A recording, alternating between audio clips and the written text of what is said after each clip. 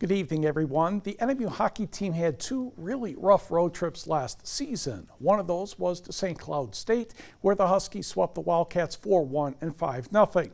SCSU comes to the Barrie Event Center this weekend, and the Huskies are off to a slow start relative to previous years. Brett Larson's squad has 1 win, 2 losses, and 3 ties, and is not ranked at the moment.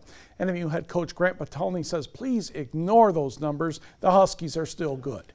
I don't care what their record says. Like, I just watched them. They got 2 kids that are playing that look like first-round picks, and one of them's been an All-American a couple times, and the other one's playing like one. This season, we've put ourselves in a good start, non-conference.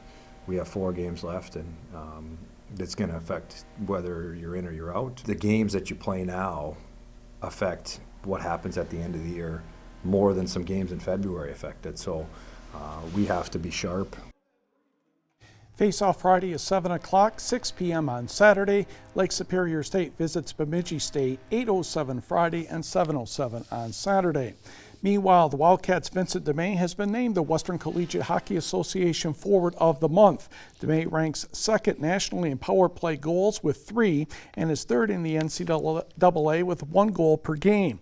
He scored at least 1 point in each of the Wildcats' 6 October contests, 6 goals and 2 assists. He led the league in goals, power play points for, and ranked second in points scored for the month. The sophomore tallied a career-high 2 goals at then number 20 Boston University to lead the Wildcats to a 4-3 win back on October 19th.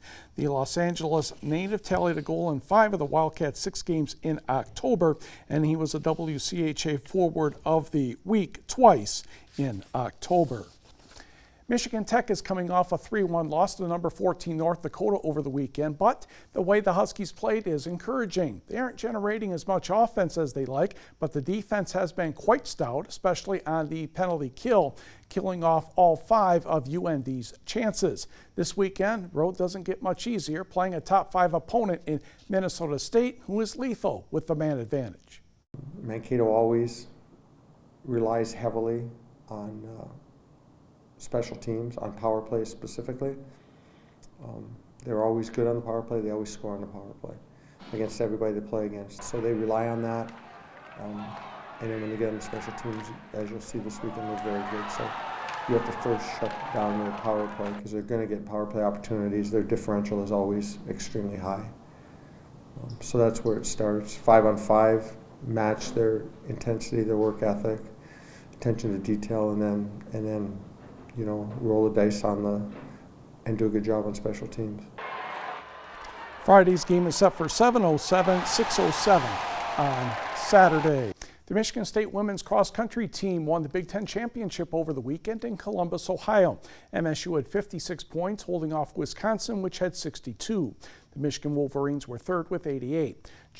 Junior Lindsey Rudden of Marquette was 33rd overall and 6th among the Spartan runners, so her score wasn't needed, but her time of 21 minutes and 12.6 seconds was faster than all the number 6 runners and all the number 5 runners except for the Wolverines.